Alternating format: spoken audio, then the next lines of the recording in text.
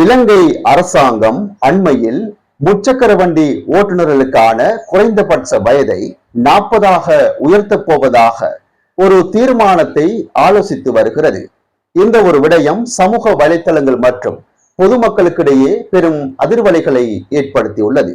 உண்மையில் இது வரவேற்கத்தக்கதானா அல்லது ஒரு சமூகத்தின் வாழ்வாதாரத்தை இது நசுக்கும் செயலா என்ற விடயத்தை தான் இந்த காணொளியில் பார்க்க இருக்கின்றோம். முதலில் அரசாங்கம் ஏன் இப்படி ஒரு முடிவை எடுக்க நினைக்கிறார்கள் என்பதற்கான காரணங்களை பார்க்கலாம்.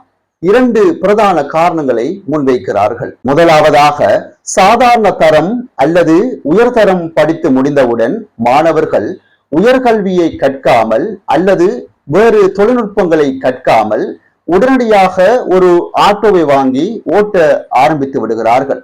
இதனால் நாட்டின் மனித வளம் மற்றும் கல்வித்தரம் பாதிக்கப்படுவதாக அரசாங்கம் கருதுகிறது. அடுத்ததாக, இளைஞர்கள் ஆட்டோ ஓட்டும் போது போதிய முதிர்ச்சியின்றி அதிவேகமாகவும் பொறுமையின்றியும் செயல்படுவதால் அதிகமான விபத்துக்கள் ஏற்படுவதாக அரசாங்கத்தின் வாதமாக இருக்கிறது. அரசாங்கம் சொல்லும் விபத்து மற்றும் கல்வி பிரச்சினை உண்மைதான் என்றாலும் இதற்கான தீர்வு தடை விதிப்பது அல்ல.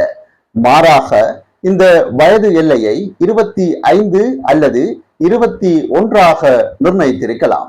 40 வயது என்பது ஒரு மிகப்பெரிய எல்லை. முச்சக்கர வண்டி என்பது வெறும் வாகனம் மட்டுமல்ல, இது இலங்கையின் நடுத்தர மற்றும் ஏழை மக்களின் ஆம்புலன்ஸ். நள்ளிரவு நேரத்தில் ஒருவருக்கு உடல்நிலை சரியில்லை என்றால் பெரிய கார்களோ அல்லது சொகுசு வாகனங்களோ வராத சந்து பொந்துகளில் கூட ஓடி வந்து உயிரை காப்பாற்றுவது இந்த ஆட்டோக்கள் தான். ஒரு அவசர விபத்து என்றால் 40 வயது நிரம்பிய ஒரு டிரைவர் வரைக்கும் நாம் காத்திருக்க முடியுமா? இன்று எத்தனையோ பட்டதாரி இளைஞர்கள் கூட முறையான வேலைவாய்ப்பு இல்லாத நிலையில் கண்ணியமான முறையில் இந்த தொழிலை செய்து தங்களுடைய குடும்பங்களை காப்பாற்றி வருகிறார்கள்.